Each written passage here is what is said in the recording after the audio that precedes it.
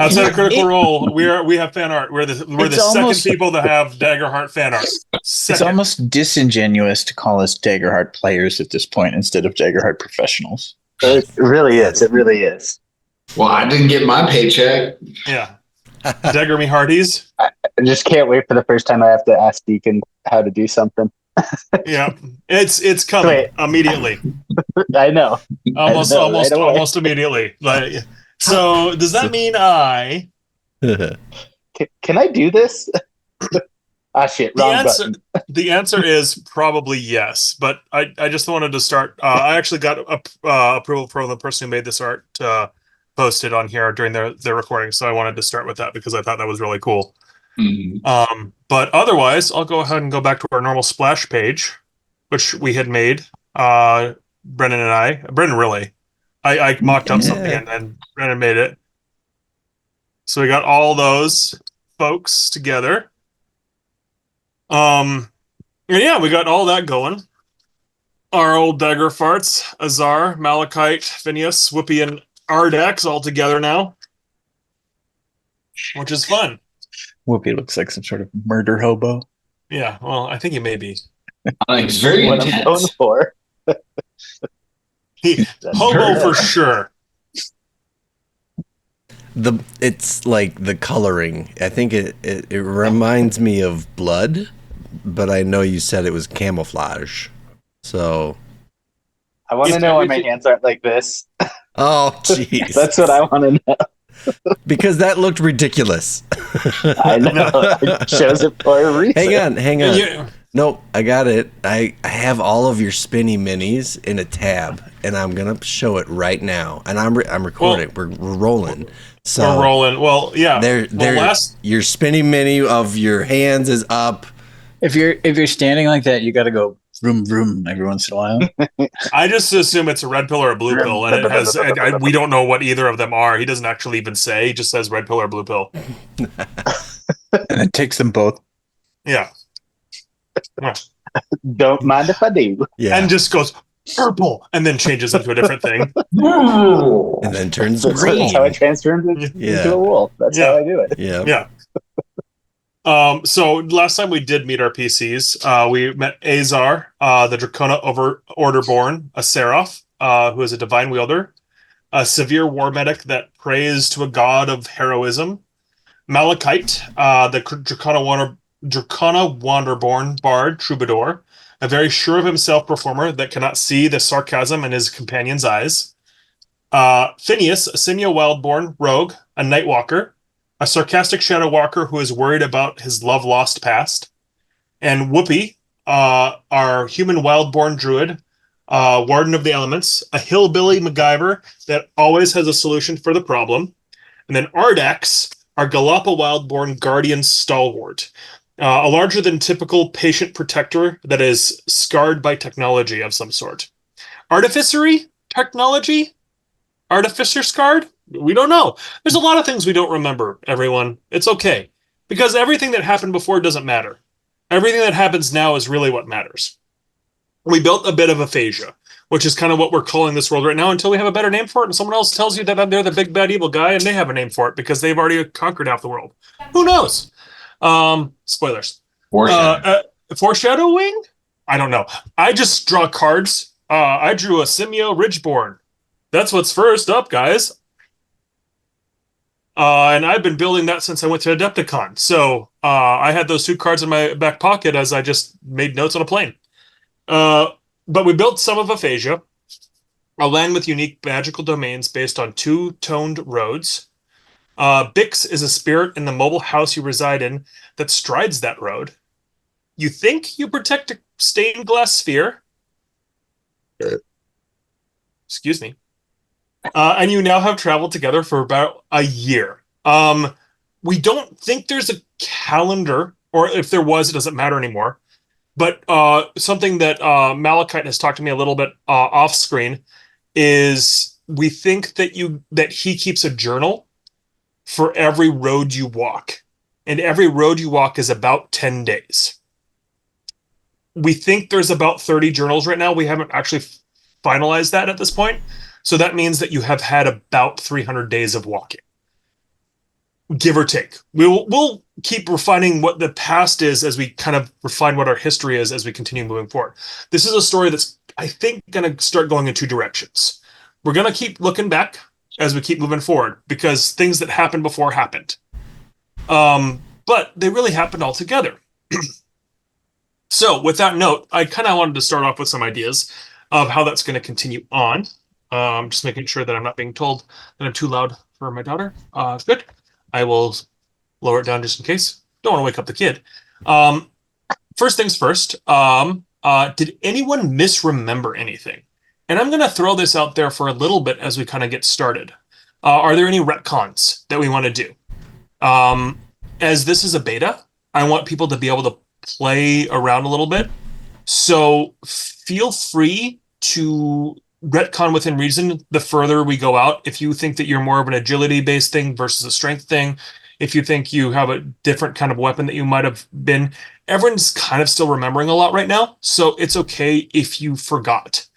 And we go into that sort of stuff. So let's play with that. I mean, even down to like your subclass, if you want to play around with some of your domain cards, I want you guys to be able to play the game. We're still learning what it is. So is there anyone that misremembered anything that we want to just note? Yes, Malachite had originally taken 2 simple daggers for his weapons, but upon further inspection of the rules and the character sheet, I found a more appetizing weapon, which is a returning blade. And the way I'm flavoring this blade is that it's kind of a throwing dart, and it is thrown like a dart. It is not thrown end over end. And when it impacts and does its damage, there's a little, like a fin, a dragon wing that's a fin that guides it through the air, and it flaps once and it flings back to my hand. Wicked. Instant moment. All right. Anyone else have anything that they want? I know I'm just throwing this at people. So feel free to think about that as we continue down some sessions, especially as we kind of get into what is the first arc of this campaign, which I really do think is going to be a multi-year campaign. And if it's not, it's not. But that's the goal. All right. So let's learn a little bit more about the year we missed. First things first, Azar has been out cold. He may have been out cold for a few weeks at this point. He basically seems to have had a revelation from his god and exclaimed something that you half remember, might have been in a different language, before his eyes blooded out, curled up into his head, and he has been out cold at least since the last city, maybe a little bit longer. So that was about 2 to 3 days ago, that last city, which we'll talk a little bit in a second. But otherwise, Ardax, Malachite, you both seem to be the most different in size and deference and personality. What is the one thing you both enjoy together?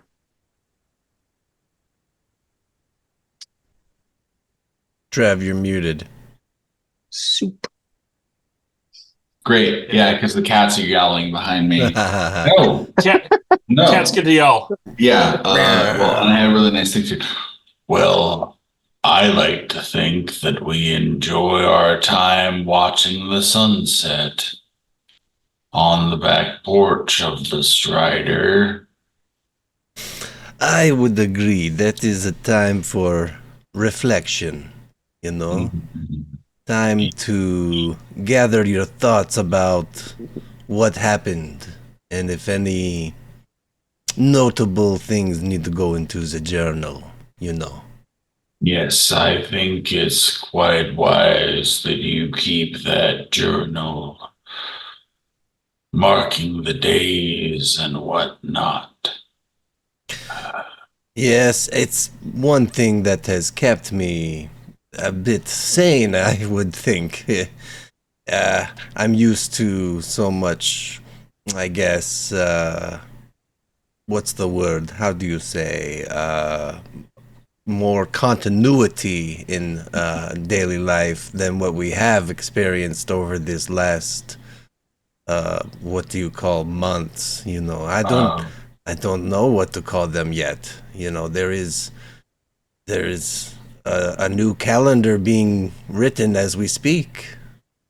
Well, I respect your thought, but every day is about the same as the next.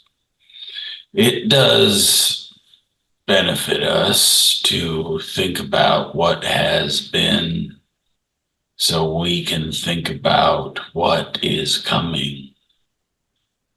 Mhm. Very wise words, my friend. Very wise. Oh, I just speak my mind. You're the learned one with the stories and the songs. Oh, I have a lot to learn yet. One is never done, you might think. There is much I don't know. I'm with you there. So, It may just be a rumor, but some people think Malachite just sits out there at sunset because he thinks it makes him look good. Like the sun just be hitting a- his scales. He's just sitting out there looking pretty. The hair blowing in the wind. Yeah, holding his uke for sure. Just strumming sweet nothings on the ukulele. Yes. do we either of you have a meal or a drink of choice that you take these evening reveries with? Oh, just a nip of wine, like a dessert wine. This would be post dinner, I would think. And dinners are, usually maybe all together at the table there in the house. But yeah, no, I think it's just the two of us, and we kind of have our little moment. Yes. And Ardax would he'd have like it's almost like a runny oatmeal that he would eat. There's like a pack of like dry what is it, like herb not herbs, like wheat flour type of deal, grains, just like You're just a protein powder boy. well, not that. It's more like light. It's like light grains with oatmeal, and there'd be like little bits of herbs and maybe some bugs in there. Like I'm thinking, like if you made like a protein shake of turtle food, Okay. that's Okay. what it would Okay. be, but not like super A heavy. nice porridge. Yeah, but like a light porridge, like a Dessert wine and turtle porridge. drinking porridge. Yeah. Yep. Drinking porridge. I hate that. It's fantastic. Drinking porridge. Drinking chocolate, sure, I'll go to Germany and have drinking chocolate anytime, but Sure. drinking porridge? Well, and he's probably got a little bit of liquor in there, just a little bit after dinner. Well, it's like the Egyptian Natural fermentation. the Egyptian meal beer. Oh yeah, but also kombucha at the same time. Yeah, obviously. This is Now you're awful. speaking Whoopi's language. I always try and make sure he's topped off because when he starts slurring his words in the slow way he talks, it's amazing. He's a slurtle. Yeah. It's even slower. Or well, there was one character I had in one of the previous games where I just kept interrupting you guys with the slowest character. I can't remember that guy. Wow.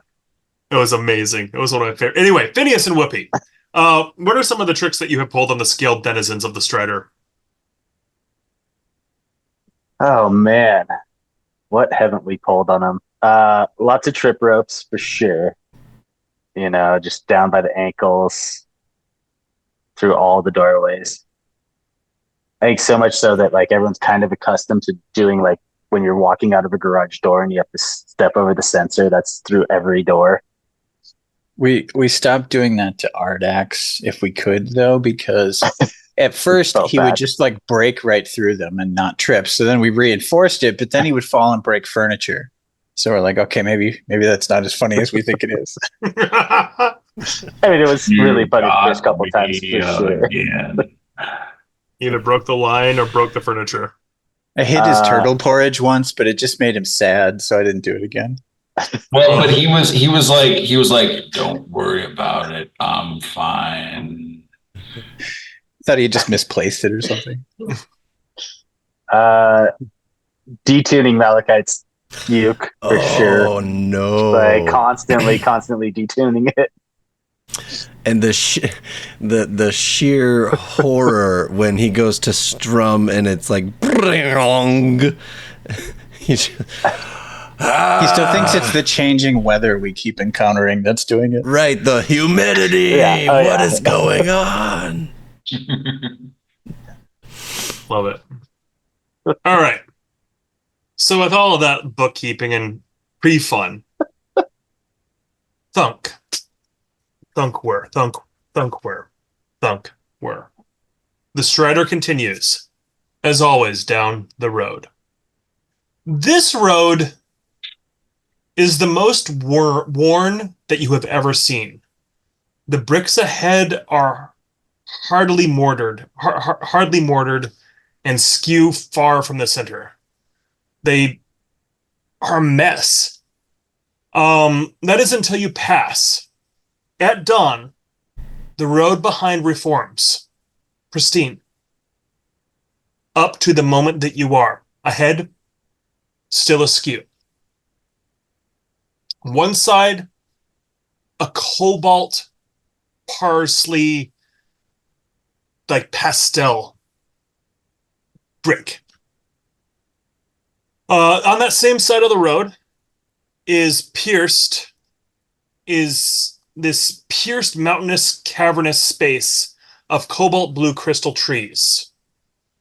You have seen Simia there, but they have ignored you and swung in parallel in advance of you. What kind of space is on the other side of this area?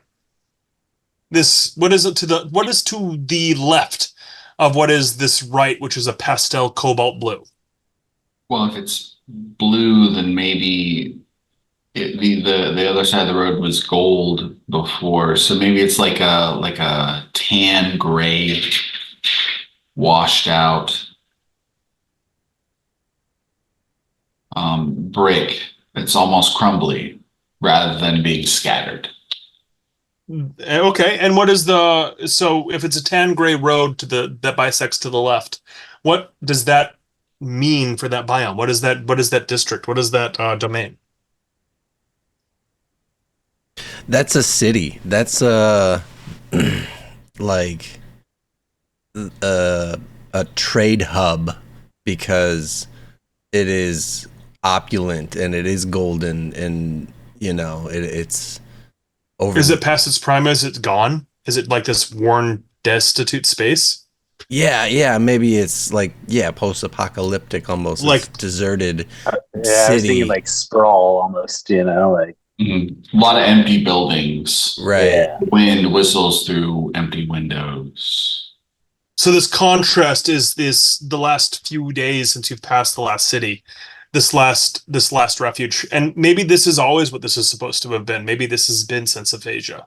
Mm-hmm. You don't know, but this gray and blue is kind of bisecting your entire space. You do realize that the celestial events, these moons that are above them, are of the same color in this gray waste and this blue opulence, this blue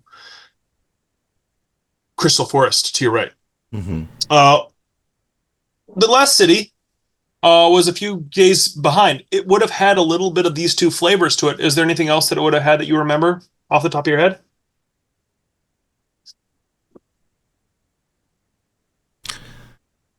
I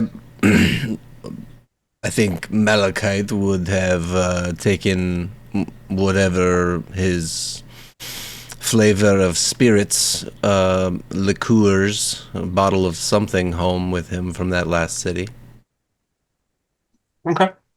I don't know what. And the city may not be important. It might have been just a quick stopover Yeah. The Strider does stay for about a day, but there might have been nothing really there. It might have just been this fountain in the middle of nowhere kind of thing. Just because it's a city a crossroad doesn't actually mean it's a city. I assume that a little bit in my world building, but that doesn't mean that it's always true.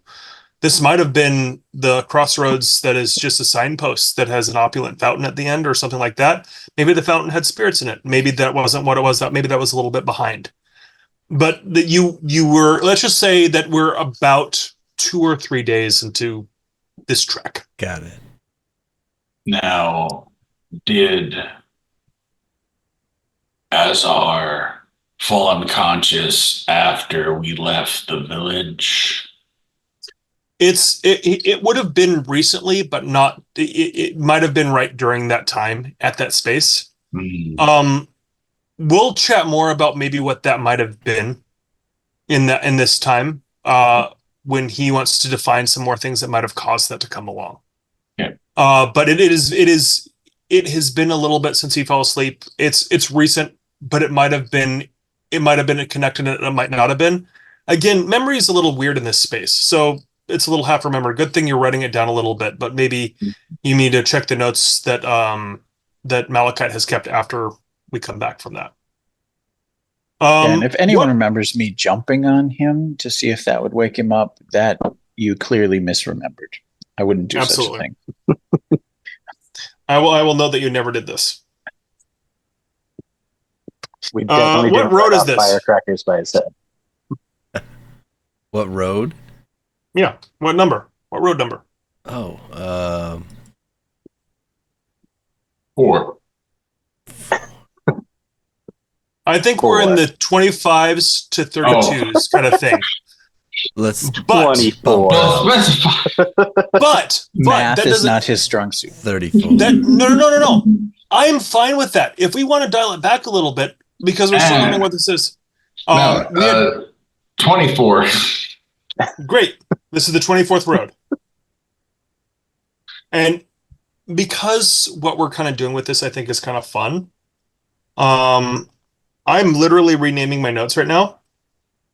This is the 24th road. This isn't an arc. This isn't anything else. This is the 24th road. Mm-hmm. We may call back to other roads later. But as far as the journaling is kept, this is the 24th road. In the future, the next level, whenever we finish this, we might do a couple levels here. I don't know. I'm letting this kind of be the seat of my pants too. Will be a different number that is probably not 25. We're gonna timed skip. We're gonna jump around a little bit until we don't. And sometimes it's gonna be road, and then sometimes it's gonna be some time. I don't know. I'm letting this be a little bit freeform on that note. Well, and it speaks to the way that like on game time and then downtime is. Yep. Right. Yeah. Yeah. So when you went down this road, Bix was almost compelled to go down this space, this half-demolished road at the last crossing. You have been strutting in your house down this way for only a few days until you can't. In the horizon, a massive crystalline tree blocks the way across the road.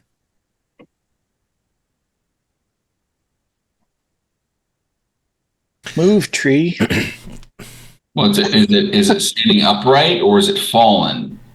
It is fallen across the space.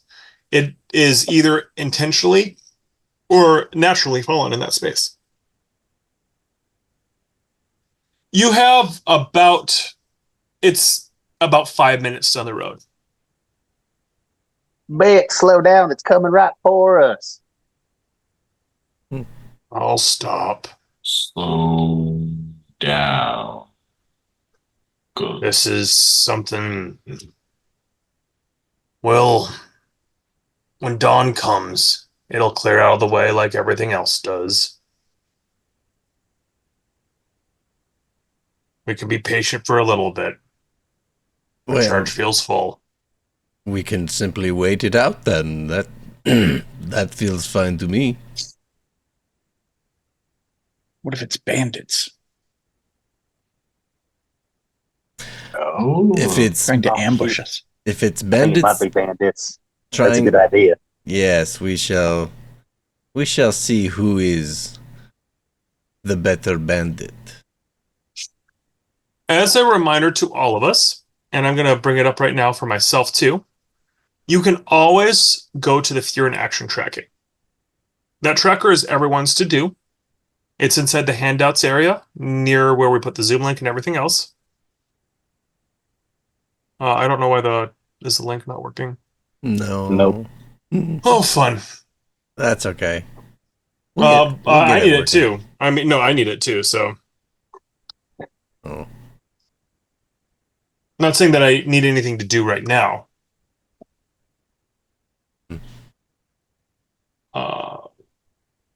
However, I want to make sure everyone feels comfortable always knowing that they can look at that.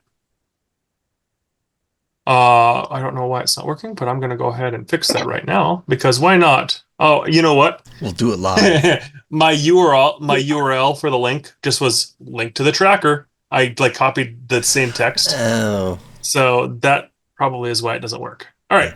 So if you click on that, it's a Google Sheet. You can shrink it down. You can look at it however you want. I will keep this up almost the entire time I play this game because this is kind of my tool set.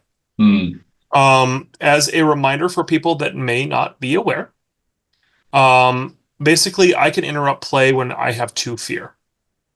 That does not mean that I can't interrupt play if I want to as a thing, but it doesn't mean that I can be antagonistic against you. I have to spend stuff to be antagonistic, I guess is the best way to put it. People and adversaries and NPCs still have motives and needs and desires that are outside of this fear and action portal. But as we start getting to combat, that's basically how I do things.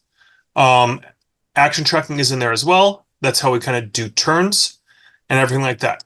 With that said, is there anything else specifically that anyone wants to do as you get closer and closer to this tree? Whoopi's got a head on a swivel for sure, but is also trying to devise some sort of way to get the tree out of the road. Would you like to make an instinct or knowledge roll for either looking for shit or thinking about shit? I would love to. All right. Can you do that without any help, Ezzy? I'm gonna try.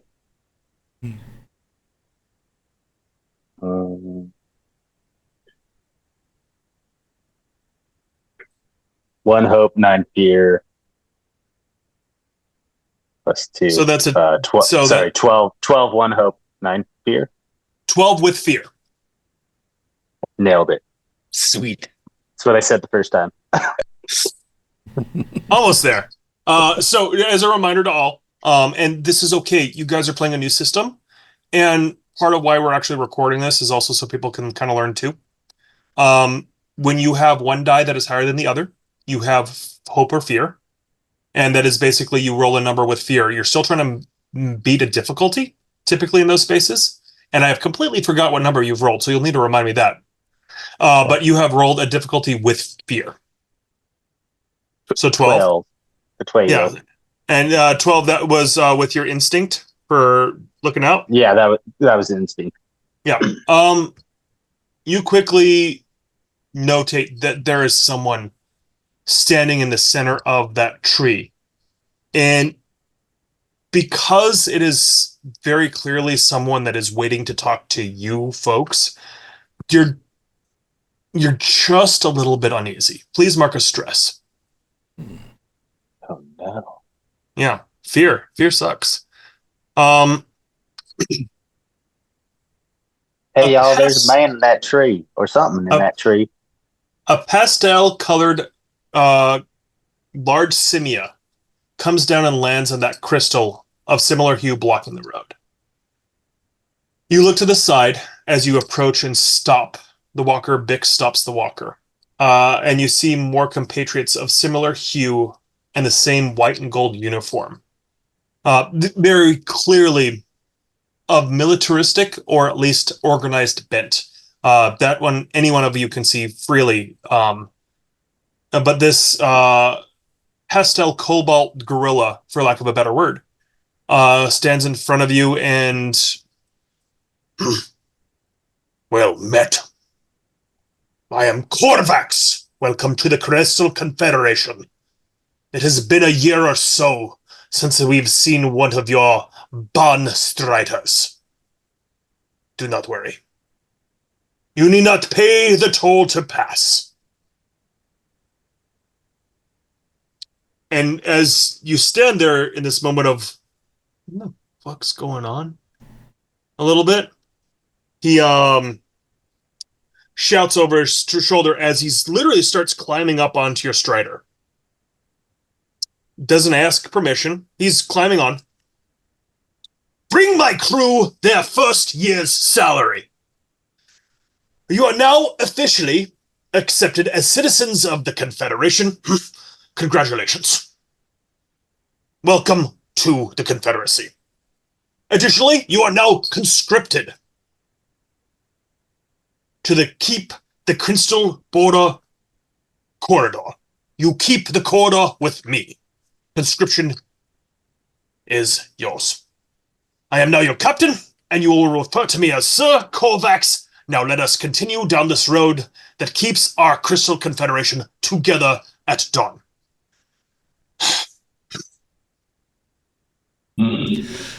Ardax is going to Yay, we did it, guys. And Ardax is going to slowly make his way over to where he keeps his hammer. Very slow, deliberate. Just, that sounds fine. He's going to get his hammer. Nothing aggressive, just going to go grab his hammer and then walk slowly upward to this person who's up on our strider and declared us conscripted. What was the name of his confederacy again? The Crystal Confederacy, I believe. Yeah. Yes. Crystal? Yep. Yeah. I'm just going to whisper to Whoopi that the worst Simia are nationalistic Simia. Quick question. How I'm not sure what that means. how big are the Simia compared to like Jeff's Phineas? This one is a gorilla in stature. Okay. This one itself. There are a few more in the trees. 4 or 5, maybe, that are of smaller stature. This person itself in front of you has a very large, shimmering blue blade. And the ones up in the tree are a little bit more sparsely dressed, and they carry a spear. Do I feel like he has taken enough specific notice of me? Because honestly, he seems sort of self-absorbed. He's saying his thing. He assumes we accept what he's saying, and he's in charge now. If I feel like he hasn't really observed me specifically and would notice, like, hey, where'd he go? I'm going to just sort of ease into a shadow and disappear. He seems to be just happily plopped himself very much in the front, facing forward. He has taken the captain's chair, and you are now his crew. So I would say that you get to do that without any issue. Well, Sir Corvax, is that right? Is that how you say? Yes. It is, I suppose, my pleasure to meet you. I am Malachite, and I have a question, if I may ask, as a... yes? He basically looks at the sun. Yes, I have a moment. Perfect. This will only take a moment of your time. How long will we be conscripted into your Crystal Confederation? Your Strider is conscripted, and you are conscripted along with it for as long as it walks. We will keep the border. I see. I see behind you. My scouts have seen behind, and we know what our roads need. We will keep the border. I want to kind of gesture to my friends here, don't really want to say anything, but just sort of indicate, let's play along with this guy, see where this goes. No reason to cause trouble. We could always do that later if we need to. We'll just I feel like Ardax would have gotten to his hammer, and at that signal, just sets his hammer down and stands there I waiting. give him a big thumbs up. And he slowly nods. And he's just got eyes right on Captain Crunchy Nuts over here. As you are in this space and consider in this space, you do notice that these Simia are pretty half looking at you and half looking across this road. There's a lot of keeping an eye on what may come across this space. It's very easy to understand that this is a border. This isn't anything that is concerning. And there is horns on belts for, let's just say, the fires of Gondor. And there are one of the crystal trees is almost fully cut down. There is another basically tree ready to fall across this road at a moment's notice. So we wait. At dawn, we stride. And he just sits down and almost starts meditating. Hey, y'all, Mr. Korvac. Sorry to interrupt. Sir Kovacs. That's what I said. I am Whoopi. I'm just wondering, what exactly are we defending the border against? Don't need to worry about that. We'll just keep it safe. Well, I agree on keeping everything safe, but how are we supposed to know what's an enemy, what's not an enemy? It won't be able to cross behind us. What? I'm your captain. I'll keep that privileged information.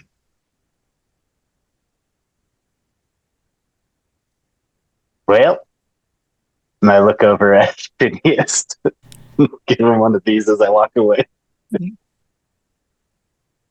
Ardax is going to move to very, very slowly over the time of an hour closer to Captain Crystal Gorilla. Just real calm, just standing there, just seemingly staring off into space. But eventually I'd like to make my way within reach. Yep, you do so. I'm just going to stand there and wait. I'm gonna just sort of point out if anyone sort of looks over my direction ever, that there's still a great big tree in front of us. So, dealing with him doesn't solve that problem. We need them to kind of get that tree out of the way if we want to keep going. Since Ardax is over by, so what are we waiting for? Don will clear the way. Who's Don? Yeah. Oh, Don will. I honestly didn't hear you. I don't know who Dawn is. Sounds lovely. The rise. Hmm. The sun's apex. But how can the sun clear a tree of crystal? So you've forgotten too.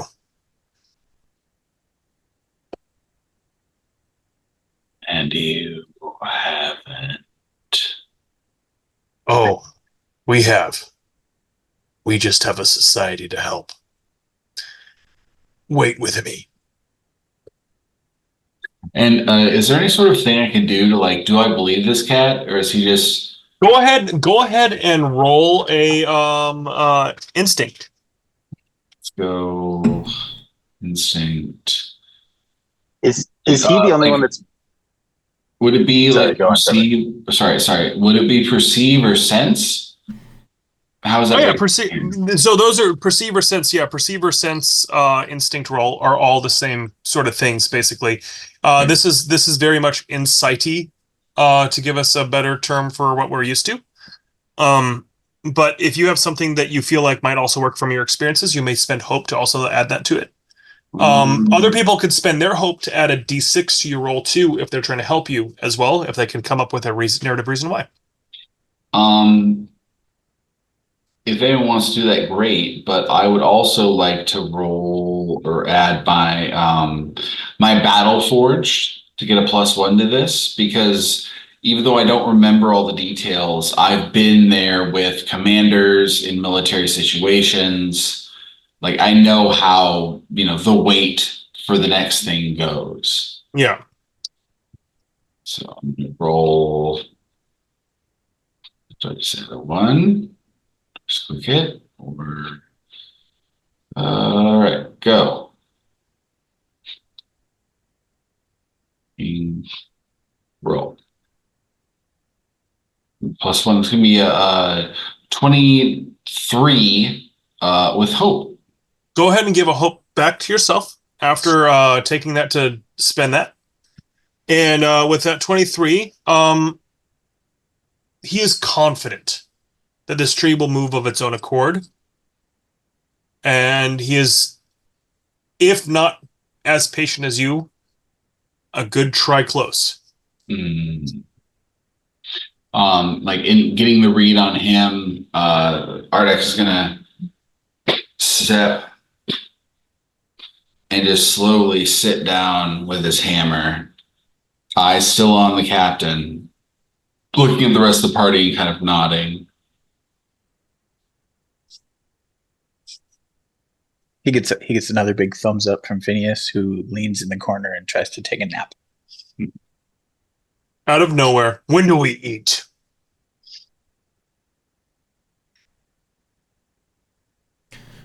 Well.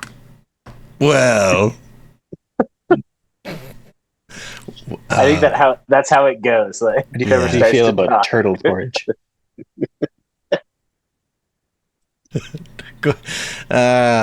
Well, we we generally have meals in the morning and midday and right before sunset. So right before sunset. What's for dinner? What is for dinner? Well, Bix. Bix? Mm-hmm. Yes. What is on the menu tonight? Doesn't Salt tack? Doesn't Bix fix our food for us? Is he like? He absolutely does. He's like our the thing. Yeah. Okay. I mean, it's nothing gorgeous or anything like that, but there are some things that this space is able to create for you. Mm-hmm. The preserves themselves are always there. There's always the hard jerkies and the hard tacks, but there's always something special. And tonight, the something special seems to be it always feels like it's close to whatever this is. So there's a very nice corn chowder and a blue grape. Ardex is like, heck yeah, blue grape. He decidedly does not join you at the table. But he requests and requires the food to be delivered to him on the porch. Ardex has his meal and then like slowly gathers up remainders onto a plate. We definitely have Ardax deliver it to him, so it takes as long as turtly possible. I volunteered. I have to keep a close eye on this one. 4th grape. I totally would have said, sorry, everybody has to eat at the table. Those are the rules. We don't want amps. You can. Jeff, you're a far better parent than the 3 parents that are here. What? As the person most wanting to play along and not cause trouble, I will not actually say that to him. You're just sitting there like scoffing, like, what does he want? He think he wants ants? That's how you get ants. I'm just kidding. Simia judginess. Canon. The Simias are the judgiest of people. Here's a little. I've got a limerick for this. Here's to the chigger, the bug that's no bigger than the point of an undersized pin. But the welt that he raises sure itches like blazes, and that's where the rub comes in. Damn. Well done. Well You- done. Yeah. You'd never cease to amaze me with them words. Sorry, So- your uke sounded a little out of tune there. I know. It Whoopi's seems always so impressed by rhyming. It seems Wizardry. the weather has done a number on the tuning. I don't know why it keeps coming out of tune, but I just get it Shoot, right man. back. Hey, Bix, you think we could make like a humidor, store his ukulele in, keep it just at the right temp and precipitation? You remember what happened with the cigars, right? Shoot. He got me there. Sorry, Malachi. So, Why would you be sorry about the weather affecting my... It's just sad. Oh, it's very sad. It only takes a moment to tune it, but it's sad. Ardax arrives after slowly delivering this dinner, and you have a moment. Private? Probably. Now, here's your dinner. And I'd like to say I've served under Welcome to the team. commanders. I think, what do you have in store for us, this Strider and this crew? And I'm gonna lean kind of over and like down in his face just a little bit. Not aggressively, just No. Just trying to hear him well. sincerely, yeah. Yeah, no, I understand. Well, we'll keep the road up that way. At the end of this road, at the next city, we will turn right, and we will keep that road. And at the next city, we will turn right, and we will keep that road. And at the next city, we will turn right, and we will keep that road.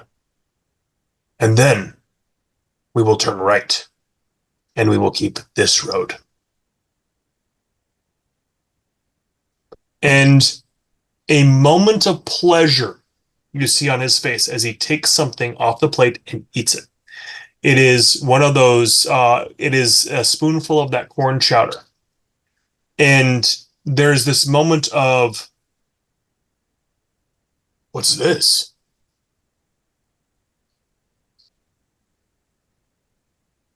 Oh, they ain't nothing but corn chowder.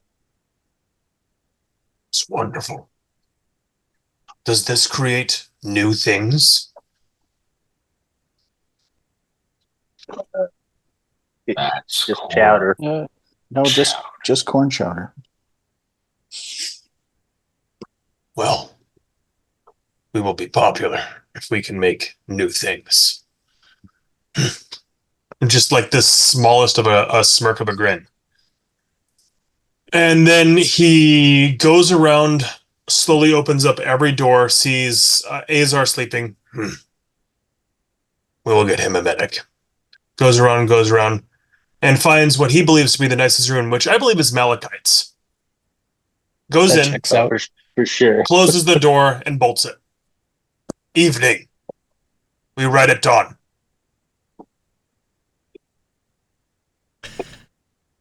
I send What does him. that even mean? I send him a telepathic message. That You says, send Corvax? yeah, because I have the troubadour has a way of doing this, and I say, enjoy the amenities, like that. You get mostly a grunt back. And I go find a spare bedroom. As the evening gets close to ending,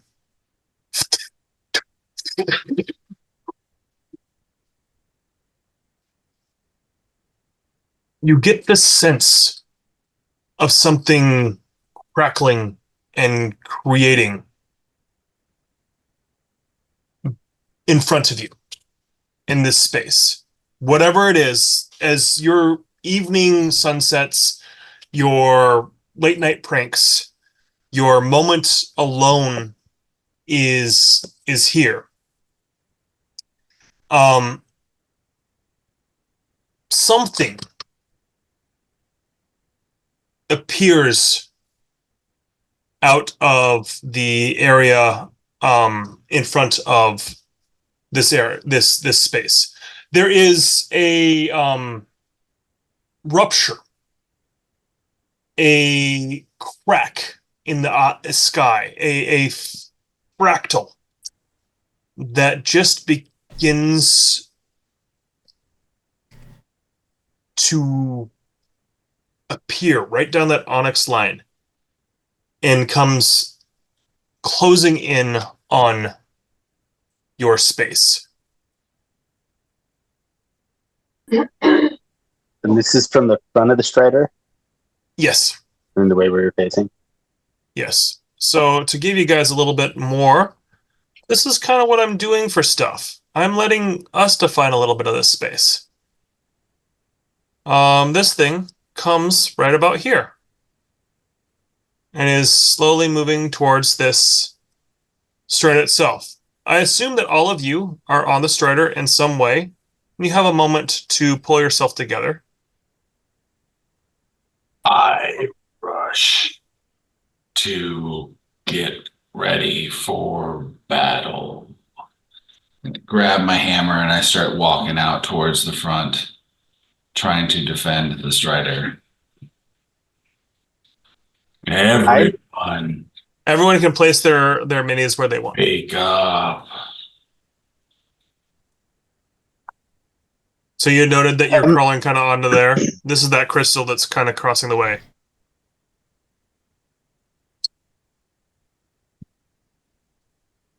I will go out and flank Ardax. And I have spent 2 fear to make this happen, just so everyone knows. I don't know about y'all, but I don't see anywhere on that thing to stab, so I'm just waiting to see what happens. Yeah, Whoopi's holding back a little bit as well. We've never stopped overnight on the Strider. You have moments probably of stopping. It's more likely to go through the night, but I'm certain that you've had stops before. Wherever, for whatever reason, it can stop. But this is probably the longest it's stopped. Yes. Okay. And then have any of us, I guess, stayed up like throughout the night? I would imagine that we've tried to, at least, right? Or Of course. I'm certain that for a very long time you guys have kept watch on stuff. Maybe you were planning on keeping watch tonight. This is one of my favorite quotes, and I will butcher it, but story begins a coincidence. This is the coincidence that the story begins. You're here for a long moment. The road itself is demolished in a weird way, and something is happening. Okay. I guess my real question was just, have we seen anything like this before? No. What I was trying to get at. No, that's fair. We can walk around that. You have not seen anything like this before. Okay. But it is anyone to start us off? No, you know what? You make your calls on this one. I'm not going to choose anything. This is becoming a soft combat right now, and I'll even telegraph that to you. But this thing is dead center of this road, and it is just kind of this rupture in space-time is just fractaling towards you, bits and starts and flips and flops. I'm going to stand with my hammer in front, ready to defend the Strider. And I look back to Malachite, and I don't know what good it'll do, but I don't know what else I'm good for. Stand tall, my Gal. Can't say the damn word. I like Gallant. Gallant's pretty good. I'll take Gallant. Galanta? Gallant Galapa, yeah. My gallant Galapa friend. As I meant to say originally. As you did, in fact. Stand tall. We shall face this foe. And it continues on inexorably towards you. And as you are up front, as it gets close to you, it does not seem to want to stop, and you can feel the air ripping as it gets closer to you. It's gonna rip the air that you're in. It's gonna go through you, whether you want to or not. Can I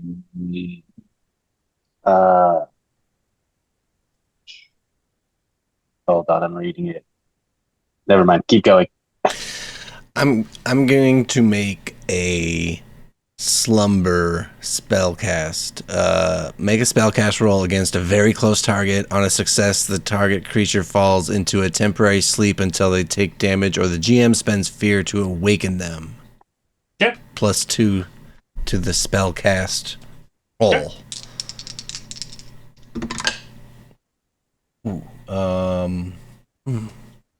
So that is a 19 with fear. 19 with fear? Yeah. So I'll go ahead and take my turn to it does succeed. It stops. It momentarily stops. It just stops, and it just like it doesn't sleep. It just freezes in space. From this like Well, he's casting a spell and stuff like that. I'm just gonna kind of ease over to the side more and gesture to Whoopi that maybe he should do the same. You absolutely can We're move just there. trying to get out of the way of the thing because I make it a point to not fight space time. It's worked out well for me so far. It is going to spend fear. So because you have rolled with fear. Yep. Two things have happened. Yep. One, you have given me fear, and you have given me my turn. Yep. So I'm going to go ahead and spend that fear to wake it back up. I'm going to spend an action to continue to use it, and it is going to move into an inexorable force of this Galapa, and it is going to go ahead and just try to damage it. So I'm going to go ahead and roll that. That is a 15. All right, 15. Let's see. That would give me major damage if I do an armor. It's 15 to hit. 15 to hit. Sorry. Yeah, so it would get me for major damage. I haven't hit. Use your evasion first. Oh, no. 15 to hit. Yeah, it hits. It hits. All right, so now I get to roll damage. That is 4 plus 2. That is 6 magical damage. 6 is less than minor, so that would be just a stress. Correct.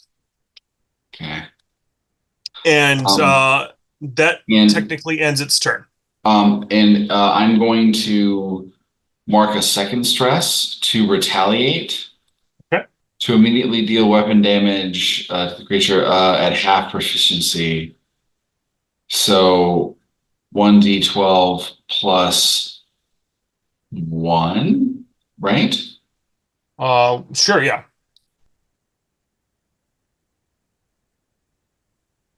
7. 7. That gets to its minor threshold, dealing 1 damage. So it comes to kind of rip me apart, and he kind of pushes back and then just swings with his hammer, creating a little like whoosh through the space. All right. Yeah. It just like pushes like a notch back from you, but it's still like right within melee with you. Mhm. Does anyone think we should maybe try and rouse Korvax? I mean, he's a local. Maybe he's seen these things before. That's an excellent idea. Someone can spend their action to do that. Go ahead and make a presence check to move down there and wake him up. I can The do difficulty I'm setting is 10 to wake up someone. that. Hey, that is an 11 with hope. 11 with hope. So you go ahead and wake up Korvax. What do you mean? This isn't. And Korvax I'll throw in the space here too now. So this is where the rules get a little bit wonky for me. Having an ally on here is something that isn't exactly defined in the rules. For someone that is an NPC, that could be an adversary.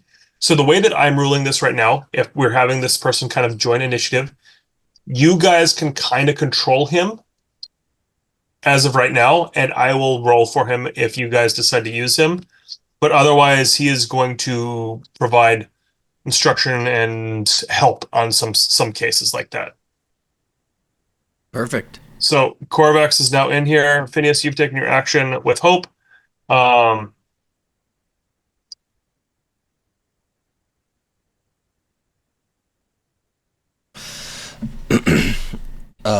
You guys are all up to do things. No. Technically, I'm a little locked. Let's talk about this being bullet time sometimes when we need to too.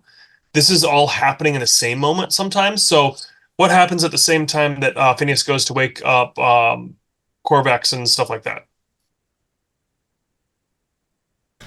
I'm going to do an elemental incarnation of air. I mark a stress and I gain +2 to evasion. Okay. Oh, we got Kyle. Hello. Yeah, buddy. He Hello. made it. He made it. Perfect timing. Did we also wake up Azar? We just during the woke up a commotion? sleeping guy. So instead of waking up Korvax, which I will just go ahead and delete Korvax right now. For some reason, you go in the wrong room, and you accidentally wake up unintentionally our good friend Azar, who has been half asleep this whole time. But you just wake in this urgent moment, Phineas. You just go, wake up! There's this weird fucking thing that's like flickering and flickering and flickering. Oh, Azar. You're awake. Yeah. Ugh. Good or bad timing, depending on how you look at it. Guess I. Yeah. What? What? What's up? All right. So Something's trying to kill Ardax. What? Not on my watch. So with that said, to kind of get you in the scene a little bit, you are, as you come up out of the Strider and onto the deck itself, you see this flickering, spastic elemental of chaos just fractaling towards the Strider itself. It is intent on a singular striation down the center of the road, straight to your space. And to your right, as you kind of look up and look down the road a little bit, you see this cobalt blue crystal forest, and to the left, this tan badlands of a rusted old lost city. These are the two biomes that are in this space, and on the other thing that you see within this moment's notice is the road in front of you is desolate. It is broken. It is rictus. It is horrendous. And this thing is coming towards you. Your friend of patience of order is almost like being ripped apart by this thing. You can do something right now. It hasn't hurt him much. He's holding it at bay with his large warhammer of studded crystal, studded studded crystal. Yep. And it's just holding it at bay. But it feels like it doesn't really care about physics, to be frank. Okay. And it'll either rip through him or keep going or go around him or split or something. Okay. So remember when I said not on my watch? Imagine as he said that, he just chucks the axe directly at it because it's within close range. Go ahead and roll an action roll. That's dope. Did I do that correctly? You tell me. Yes. Is it in there? I can't see it. You have to tell me the number. Something with fear, something with hope. Okay. Hold on. Okay. It's a 10 with fear, 2 hope, 6 fear. Okay, got it. So you rolled a 10 total with your weapon, Yep. and it is with fear. Yep. The axe itself just swings through, past, and this thing doesn't seem to care Okay. about this moment. You have missed. Okay, that's fine. Just But it comes just back. It does come back. It boomerangs back. It does. But just to clarify from a rule standpoint, it just wasn't high enough to hit. Mm-hmm.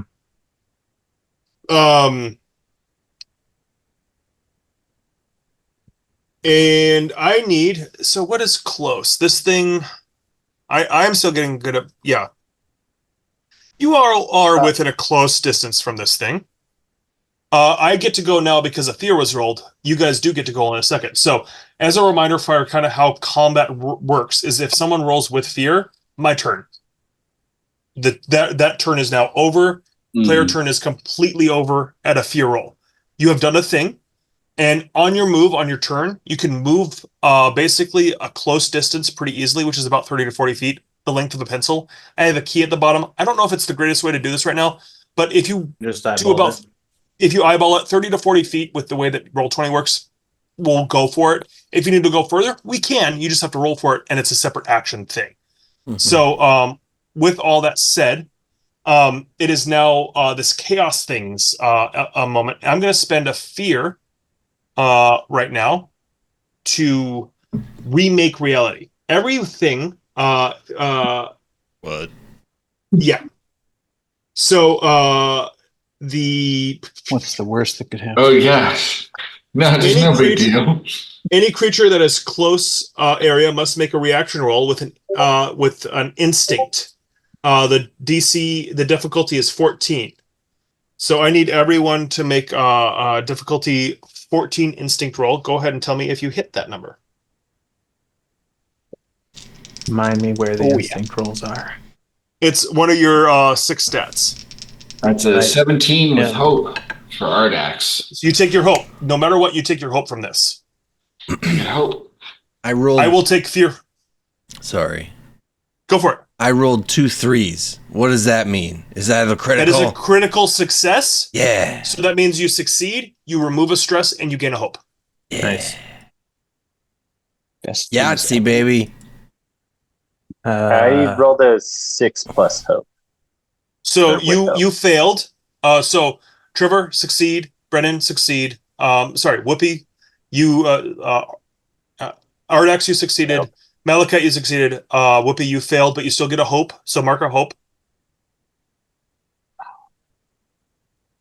And it 18 with fear.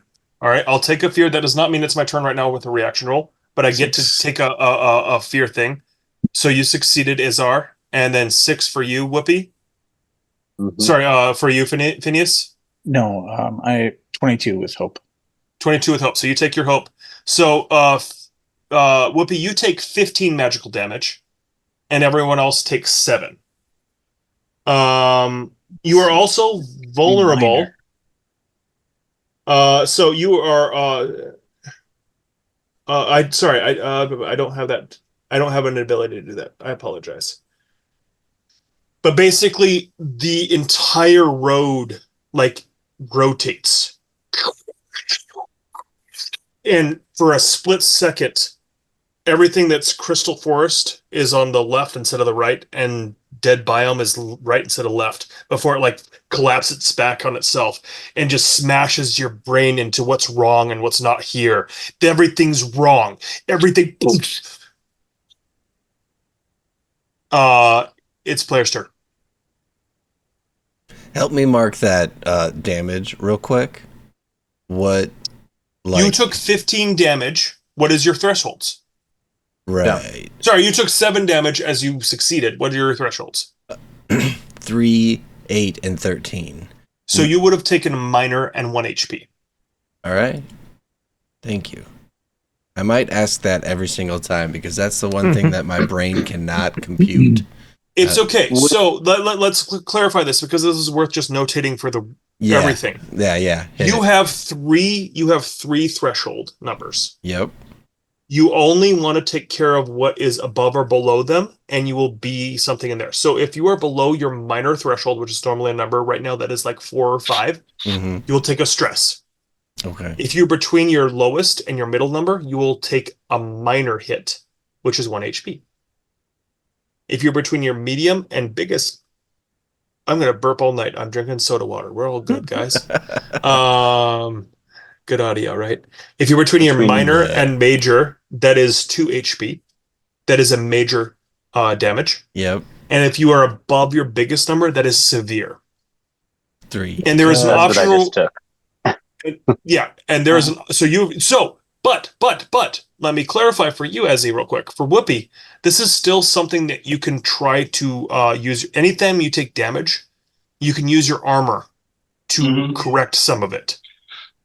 So let's take that moment. This is we're throwing you into a little bit of a combat. I want to kick the tires of this a little bit. So I do not mind slowing down. Who took what HP damage? Let's start with you, Ardax. Well, I was actually going to ask if I could. I'm done with that. If I could use my stalwart foundation feature to use a hope instead of an armor slot to take back that damage, so I don't get stress. You can always remove, there is a world where I will be called out, but this is magical damage. There might be something that says maybe not for armor, but as of right now, we're learning. We're at level 1. We're fine learning, and you're learning how this game works too. You can, as of right now, please mark an armor slot off or a hope in your case. Right, hope in mind, and just real quick. So if it reduces the amount of damage to 0, nothing happens. Correct. Excellent. 2 questions. Does a tie go to the runner? What do you mean a tie? What are we tying? You said every time, like, if you're between this threshold and that one, or between this and okay, what if you're on it exactly? Does it go down or up? That is the top. That is the next one up. So your threshold to go to the next one. So if you are hitting a 3 and 3 is your minor threshold, that moves you into the minor spot. Okay. If you are at an 8 and it gets you to the major spot, that is the number you need to meet or beat to get to that spot. Bummer. Okay. And then on armor slots, so if you take an armor slot to reduce damage, what are you reducing it by? That so damage you took number 7 by your armor number? Yes. So you took 7 damage and coming at you. So you can change that 7 to something else based off of that armor slot usage. It would be the same. I would still take 1 HP damage. Yep. All right. So I will not do that. So Whoopi, you are welcome to do the exact same question. So what would you take? You're in severe damage territory with a 15? Yeah, but if I use an armor slot, it'd be a 14, which would still hit my severe. You have Right, one so I have armor? to use two Wait, armor slots. sorry. You have an armor rating that is different than 1. I promise you that. Yeah. What is your Yeah, armor rating? I have the weakest armor you can have, and it's a 3. I have armor of 5. You have armor 5, You're so that should fine. take it from 15 to 10. Gotcha. Okay. I'm gonna So, do that then and go which down probably 1 H. There we go. it moves you to a much better spot. To a major instead of severe. So Yeah, two then- instead of 3. That matters. Okay. And then Azar, are you on the same page? Yeah, I took 7, which makes it minor for me. So it's just 1, so not a big deal. Not a big thing. It's not my turn anymore, Would- guys. Would evasion have helped at all in that? No, this is Okay. a facsimile to an evasion roll. This is a response roll, a reaction to what is coming at you. So normally, yes, evasion if this was trying to hit you specifically, but in this case, you actually also got hope out of this because you rolled at least with hope. But you didn't meet the reaction difficulty of the effect that I'm using from this specific adversary. Well, I'd like to swing on it Do it. and attack with my warhammer.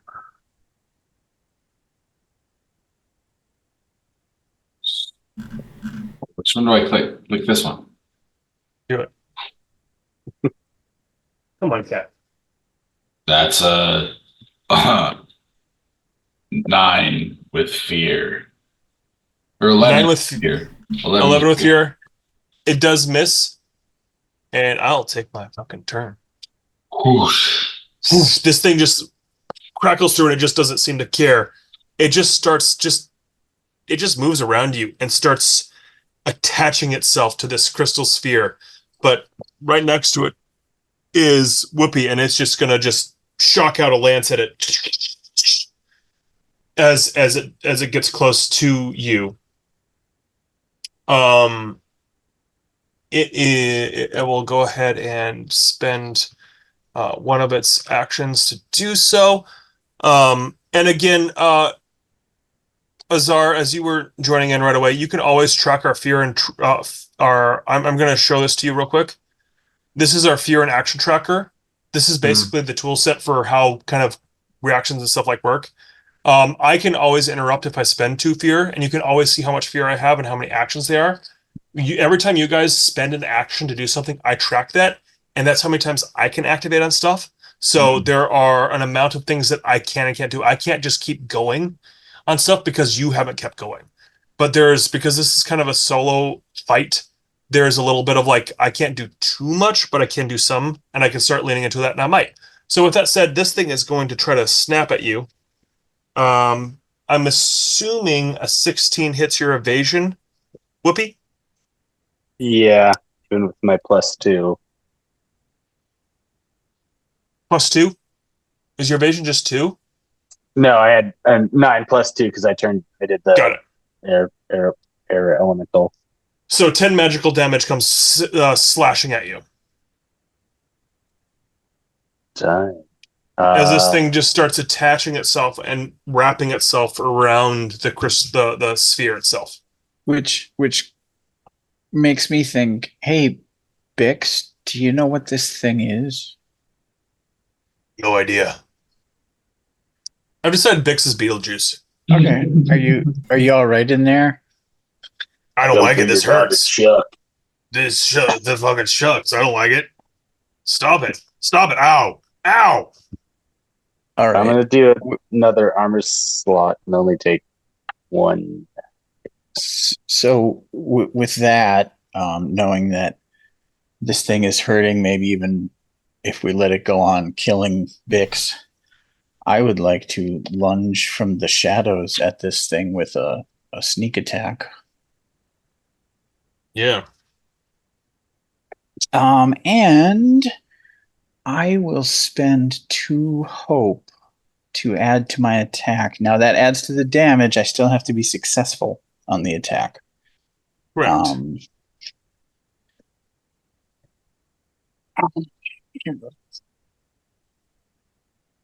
Ooh, that's not great. That's not great at all. Do I have? Oh, I also have +2 there.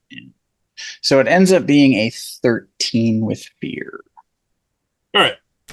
That misses, but I'm going to go ahead and give you guys a little bit of a reminder about this game at this point. So I'm going to take a step back, and I'm going to let you guys retcon this moment.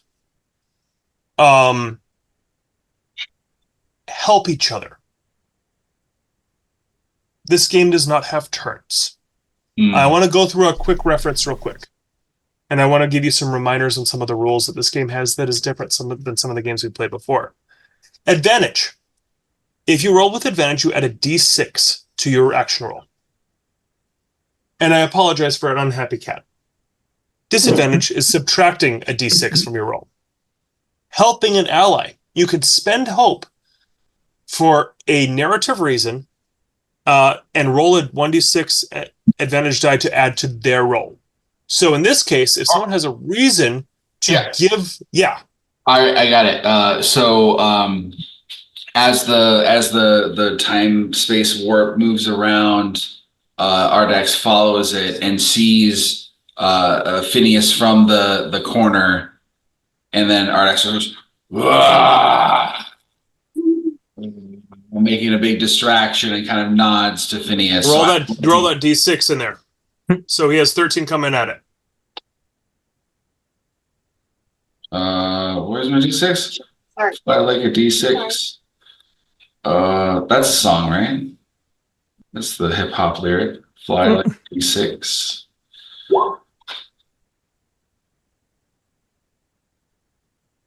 So another 5. All right, that does hit. The 13 goes to an 18, and that does hit. So you can go ahead and hit. Before you roll your damage, and this was with fear, so I'll take my turn after this as a reminder to everyone. I want to talk through some of the really interesting things that this game does as a reminder to all of us, especially those of us that definitely don't have time in their day-to-day lives as dads and pseudo-dads and working professionals in industries and everything like that. These are some things that you can do in this game that are really interesting. 1, help each other. The math defines and pushes for it. This is a cooperative game against me. When you roll 2d12, you are most likely to roll somewhere between an 11 or 13. That gives you about a 50% chance to hit a 15 with something you're good at. A lot of the adversaries are about that area. To give you guys a little bit of a heads up of what this one is, this adversary is a 15 difficulty. 14. This is a 14 difficulty, sorry. So when you take a d6 and add it to that, it is mathematically going to help you a whole hell of a lot. Mm-hmm. You're going to get hope back a lot. You're not going to always have hope, but you're almost always going to have a couple of hope. If you have a reason to use it, I suggest doing so. Mm-hmm.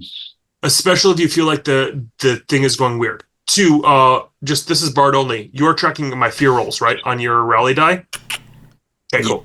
And I just hit the threshold, by the way. Oh, yeah, boy. Oh. All right. There's also group action rolls. A group action roll is choose a leader to make a standard action roll. Anyone helping spends a hope and adds and rolls a d6 advantage to the die. The highest result from that is added to the action roll. So everyone can kind of help by spending 1 hope, and you can all roll a d6 to try to help someone do their big thing. Let's say this is a story moment. You can say, Ardax, this is you fighting against your creator. Let's let you kill this guy. We're all going to help you do this. This is your moment. We're all going to roll a d6 to help you. And one of us is probably going to roll a 6 again, and on top of whatever you roll, and we'll probably hit. That's one way to do it. Or you can once per session initiate a tag team roll. And a tag team roll requires you to roll, the person that's initiating to spend 3 hope of the 5 total that you can have. Now, you can lose some hope during the game if you die or almost die. So we'll talk about that more later. But basically, it's like super advantage. You both make a action roll against the thing. where you get to choose which one you use. So in some cases, you might say, I'll choose the lower one because we both get hope, or I'll choose the higher one because I'm certain it will hit even if it is with fear or whatever that is. You choose which one you want to do it, and then both of you roll damage if you hit. So you can do some fucking slam damage on something. And I'm not giving you guys the optional rule yet until you guys tell me to, but if you double severe damage to one of my creatures, I will take 4 HP of damage. Vulnerable, if something is vulnerable, that's basically just like you're above it in some way. That's like the anti-prone and all of the things and everything. You're sick and poison, whatever. There's just vulnerable. That means you roll with advantage against them, which is a plus d6. Restraint keeps things from moving, and temporary is something that I can end with a fear. So with all that, that was in the middle of your turn, Phineas. You have now hit because of my retcon to help people understand that hope helps with hope all helps. You've now hit, and I believe that you also, because you have helped with hope and hope is helpful, you get to use your sneak attack damage. So that was the big all in, even though I rolled fairly terrible on it. So at least I had a lot of dice going on. That gave me the sneak attack, and rogues with an ally in combat with the target get a d8. So I have my initial d8, a second d8, the sneak attack d8, and the 2 hope are worth 2 more d8s, give me 5 d8 for damage. Rolled terrible, so it was an 18, then plus 2 from my proficiency, so a total of 20, which hopefully at least gets us into severe damage. You didn't get to severe, but you at least got major, which is good. Is good. So, also as a reminder, before I take my turn and do some fucked up shit to all of you folks, movement, you can move away from things without an issue. There's no reaction roll. The thing might chase you. You might have to take a reaction. You might take a roll at the end of it that allows them to want to, that because of a fear does so. But all those sort of things happen. Anyway, so with fear, all this sort of stuff. All right, so this thing is going to mark a stress. That's going to end me over here, I think, because I dove at it and then rolled and stabbed at the top of it as I passed over and landed over here. Great. I'll go ahead and get, that's great. I'm going to go ahead and mark a stress to cause the sickening flux. All player characters within close must make a reaction roll using an instinct of 14 again. So everyone try to roll an instinct roll. Go ahead and let me know if you roll with hope or fear. Going down. Yep. I certainly failed that with hope. Okay, take your hope, but you take so as you have I rolled failed, a 3, so 15. you are vulnerable until you take your next rest. I also failed, so with hope. So vulnerable until you take your next rest. Okay. 21 with fear. Okay. 17 with fear. So I got 2 more fear out of that, which is fantastic for me. Let's go ahead and do that. We got that. I'm really glad I Alright, woke up for this. Watch us all Vulnerable. die? Yeah, why not? Vulnerable until rest. I'm just noting this. Phineas and Malachite. Mm-hmm. I'm going to go ahead and spend 2 fear to take another turn. And do another action, basically, to go ahead and, within close range, it's going to go ahead and the person that most recently basically heard it was you, Phineas. So it's not happy about you. It's just going to relax back and it has a close range. It just kind of like erupts under you, like the ground remakes itself around you a little bit and just warps into your space. It is going Seems to try intelligent and angry. it is not dumb. It is a 10 against your evasion. That misses. All right. Hey, you guys are on the up. Your guys' turn. I Oh, I want to unleash chaos on this motherfucker, Yeah, do but it. I'd like to do it with some homies. So I will Let help. me rally the party real quick since It it's is our chaos. I That love might it. make it stronger. I don't know. I was going both ways on that, but like I haven't done anything, so I say go fuck for it. it.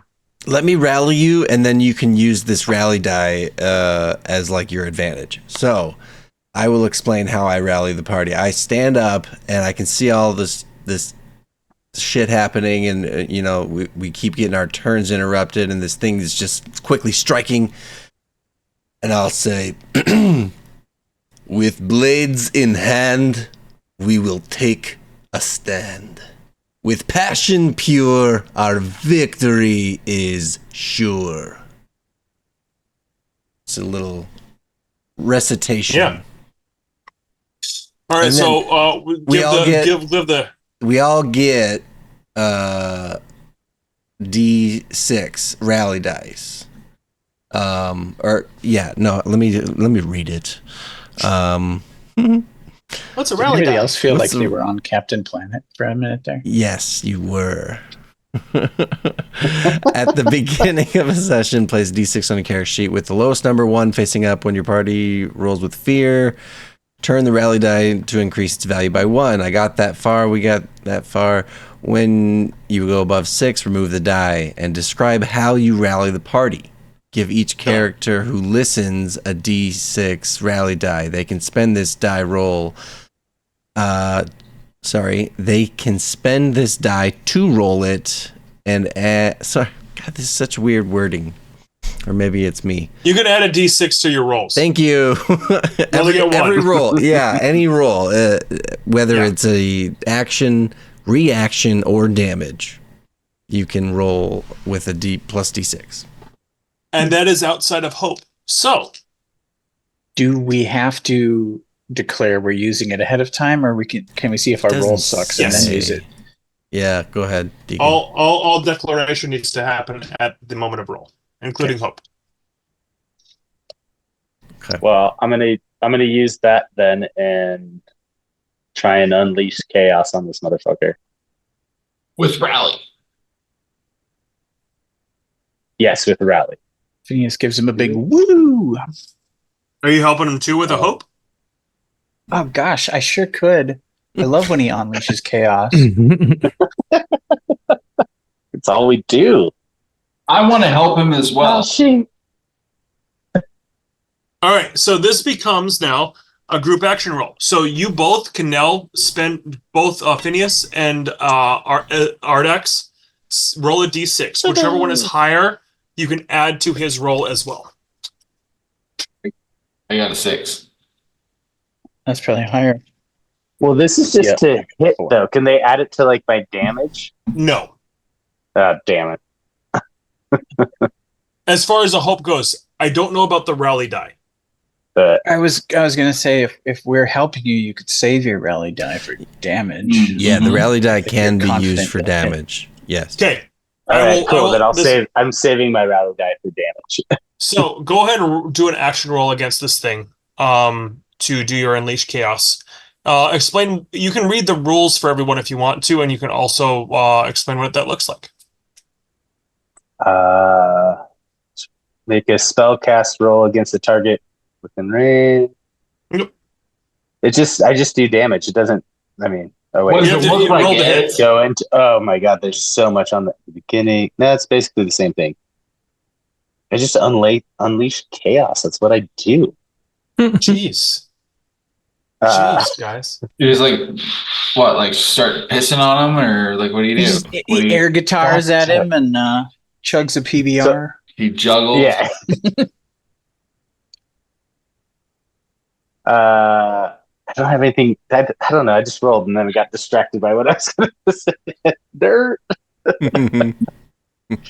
Shit. I got 16. So Plus let me take this a step back because I just pulled it up so I'm aware as well. Did you put a number of tokens on the top of this at the beginning of the spell I cast did. trait? And Great, I was planning cool. on using 2 for the damage, Great. assuming that it hits, but So you rolled with 16 on top of the 6 that was used by the 2 friends to help. So that gets you to 22 with fear. yes. Great. 22 with fear absolutely hits this thing. So you can Then- do a number of d10s equal to the tokens you spent. Yes. So I can do this. Let's see. We've got a. Well, that doesn't make. How do you. I rolled a 0? No, I'm sorry. I rolled a 10. Jesus. That's good. And a 5. And you can also So add that 15, rally 15. die if you Yep. want to. And then I'm going to add that. No, I definitely want to. D6, right? Yes. Yep. And a 4. So 19 total. Another major damage to this thing. Is it? Tell us what this. How does chaos fight chaos? I just run out there and like, oh shit, man, like you done fucked up all my friends. You don't do that to me. Not in my house. I get real angry and I just start seeing my hands You swirl go like full Popeye the Sailor on him. now we're on just like Squidbillies. it just turns into like hurt a hand about the patch what's up and you're like, what is You he put your doing? t-shirt over your head? Yeah, then I turn into Cornholio and just Perfect. unleash chaos. Yeah. And then as your hands come together, this clap echoes across eternity. And this thing becomes real for a moment. And it's just this face that just like stares back at you with a what the fuck? As it Oh! as it should. And it just like, what's chaos to chaos? Fire with fire. And it continues to rupture towards you now as you did roll a fear and it don't like that. So it's going to go ahead and don't like you. Oh, and then I ran. You finished big that. thumbs So technically,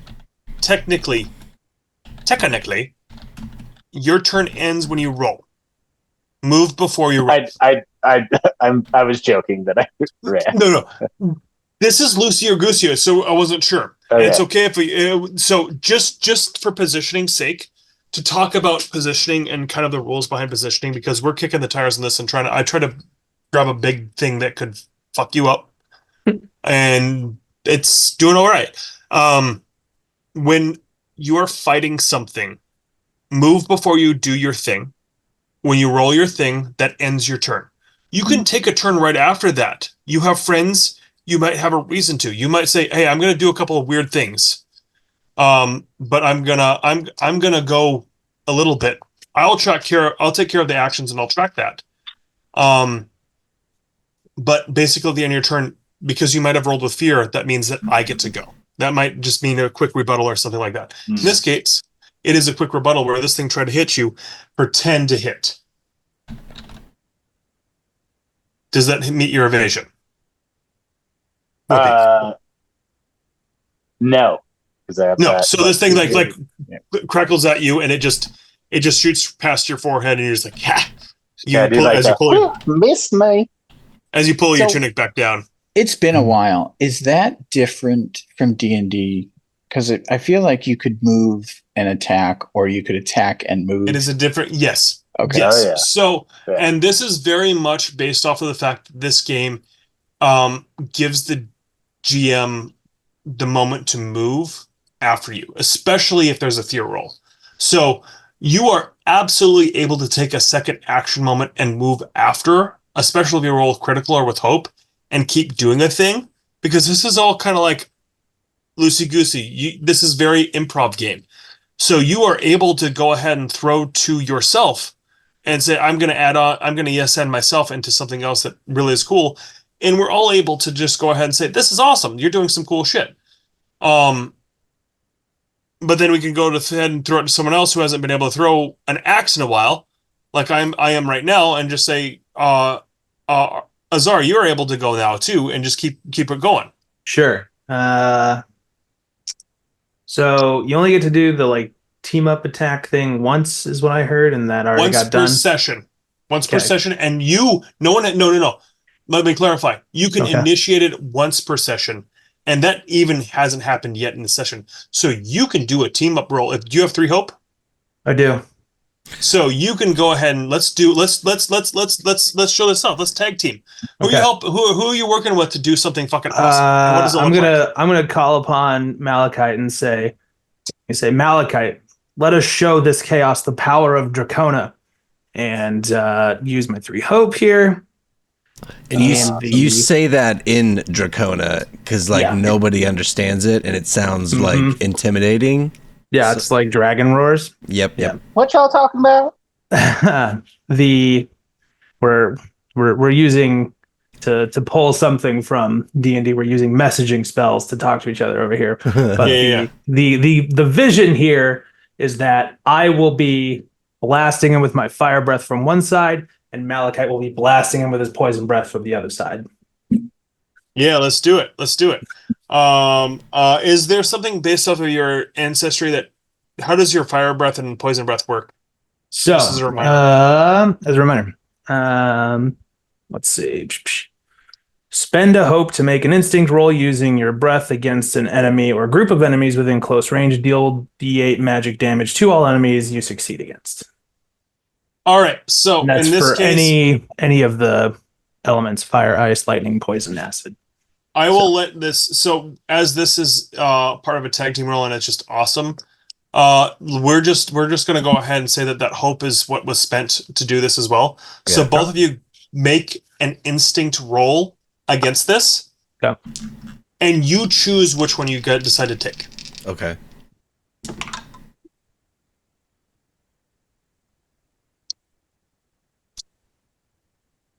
Mine's 15 with hope. And I have 13 with hope, so it should probably be him. It should probably be Malachi. Because this is you guys working together, you both get hope. Okay. And the 15 does meet the difficulty of this thing. I want you both to go ahead and roll damage. Yep. Which in this case I believe is a D8. Yep. 7. Excuse me. Sorry.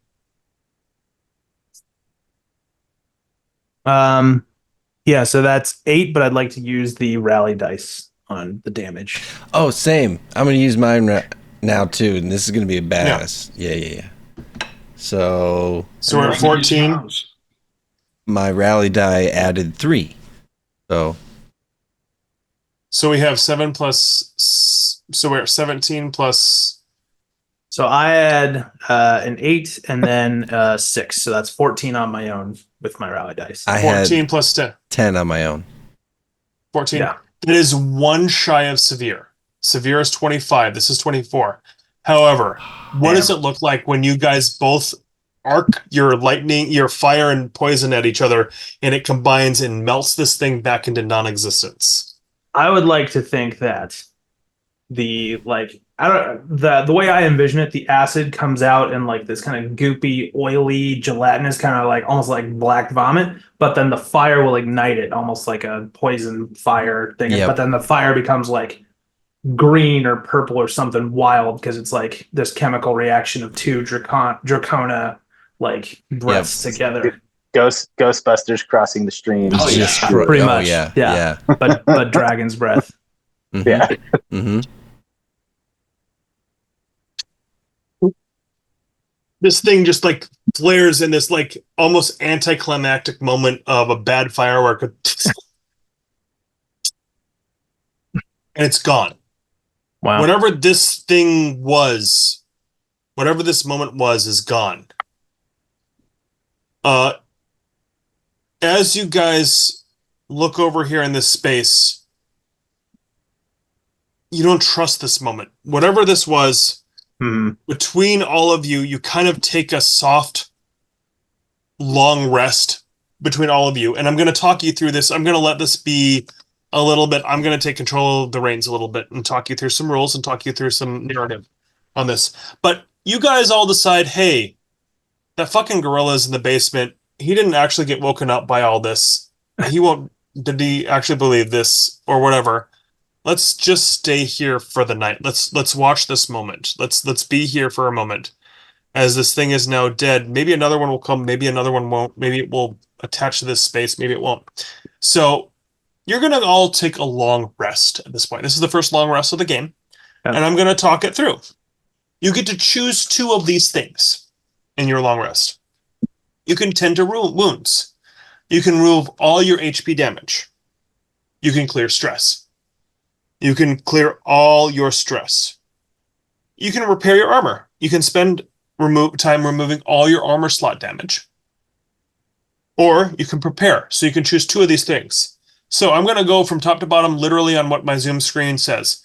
And Ardax, what do you do to tend to your wounds, clear your stress, repair your armor, repair? What do you do? How does it and all that, Jess? Well, I'm going to clear my stress. I clear my 2 stress. Just takes a big breath and lets it out. Kind of like, oh. And then I'm going to prepare by, I don't know, going closer to the basement door and readying myself to just shadow this monkey man, no offense, when he wakes up from trying to commandeer our vehicle. Great. Malachite, what do you do for your long rest? As you all rotate on this, like, tracking and what's going on. Yep. I will heal one of my hit points and will prepare by tuning my ukulele. Great. That's it. All right. What would you be doing, Phineas? I am just going to sort of relax and tend to my wounds. So I will clear 1 HP of damage, which is all I had fortunately taken. And in terms of preparing, like, what sort of things can we prepare for? Or Basically, like, if you decide to take the prepare action while a long rest, you take 2 hope. Oh, really? That's the Yes. functionality of that? Yes. Okay. Oh, okay.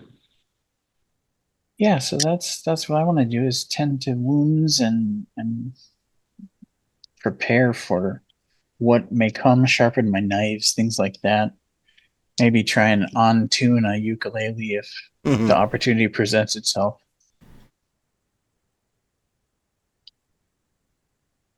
All right. Whoopi, what do you do?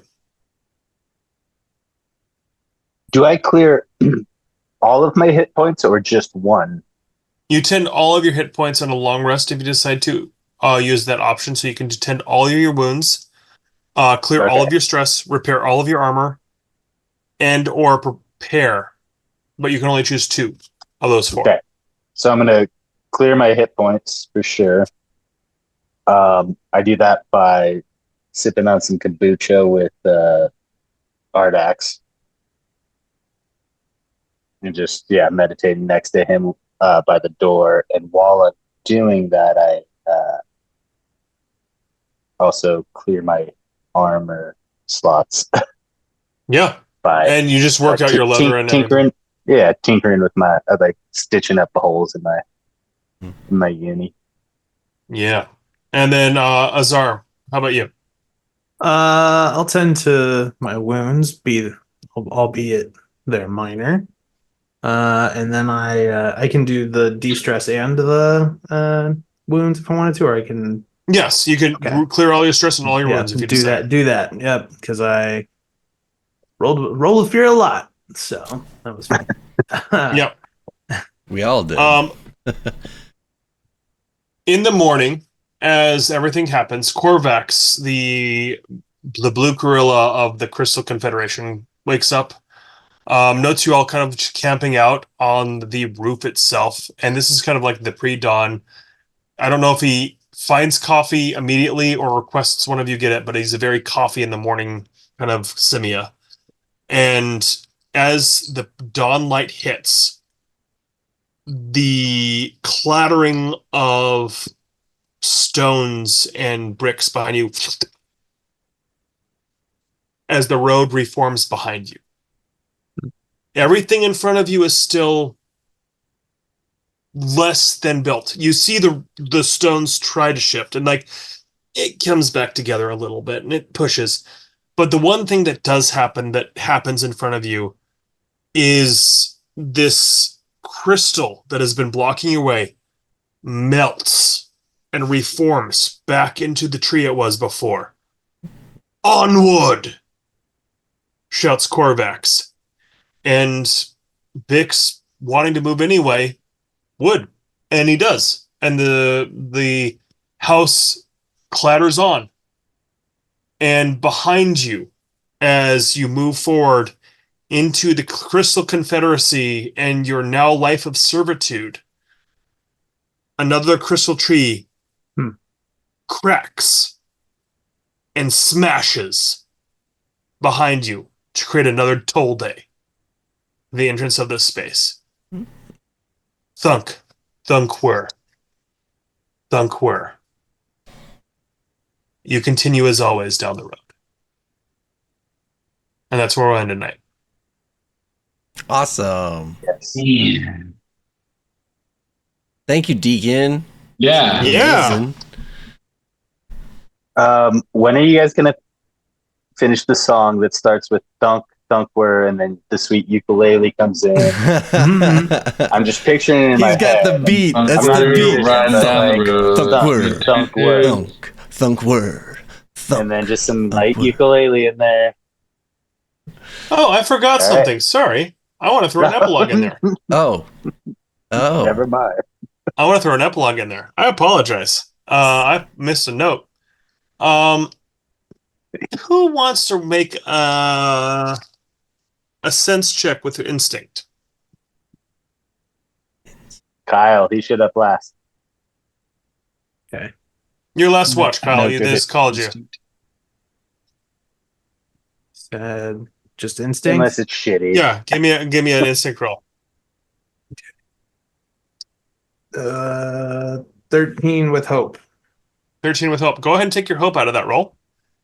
And as you stare off into the distance on your last watch, waiting for something to cross or come down that road,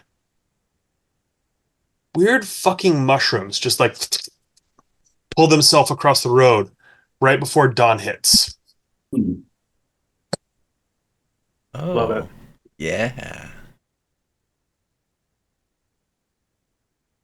Oh, we're gonna meet Mario next episode. Fun girl.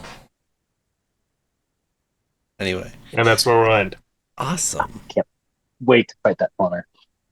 Well, we got a big ass blue gorilla commandeer our vessel. Yeah.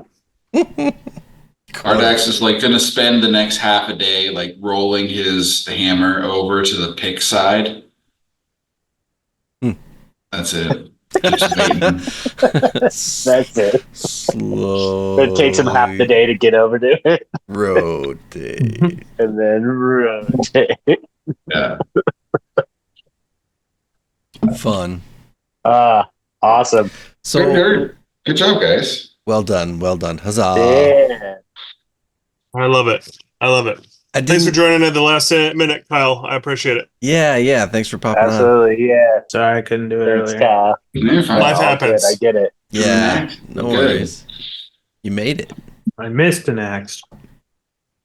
Well, I you- wrote and I missed. I made up But then for it you- with my fire. Yeah. Oh yeah. Does all the kind of combat make a little bit more sense after doing it again and building characters and stuff like that? Yes, and it Yeah. was kind of Yeah. funny because Kyle had messaged me about, he like PM'd me about doing this combo fire, breath, poison combo thing, and everybody kept rolling with fear, and it kept swinging to your turn, and so we you couldn't had do that the too? damn combo. That's Dude, true. I wanted to unleash chaos from like the get go. And then- Right? No, you had taken a while to get a turn in, and Kyle and I had the last turn, and it just was like, oh. gotta When I stop. had a Like, chance to play this early with some of the folks, it was all fear rolls we were playing with, and it just fell apart so fast. Yeah. and having all fear happen it's funny that it's just a 50% probability, but it's just like 50% happens. You can keep hitting tails. Oh yeah. Mm-hmm. But then you did your spiel, Deacon, and I was like, I have 5 hope. Like I'm loaded on hope. I have all the hope to spend, but then realized it's way too late. Yeah, so I played a game with some of the Demiplane folks, and I just built a hope warrior, and the entire thing that I was going at them with was just like, no, there's their hit point. That's the red cross that you had to hit, and I just kept throwing that because I could generate hope on fear. I could generate hope whenever I like complimented people once per session. So it was just like I was drowning in hope. Oh, wow. And that was the entire build of that character, was just like, I'm gonna have hope. But there was a moment where I completely ran out of hope, and I went from this like happy-go-lucky, like, hey, we got this, guys, they're gonna fucking do this, go hit that spot, that's their scar, I found it, to fucking guys, we're never gonna make it. I don't know, man, like, this is a huge bridge. I don't know how to went full like antisocial in the moment. So yeah. Nice. Well, I'm just a bundle of hope over here, guys. So next time, just let me know. Oh God, I'm flush with hope. Full of hope. Great. All right. All right. All right, guys. Good night.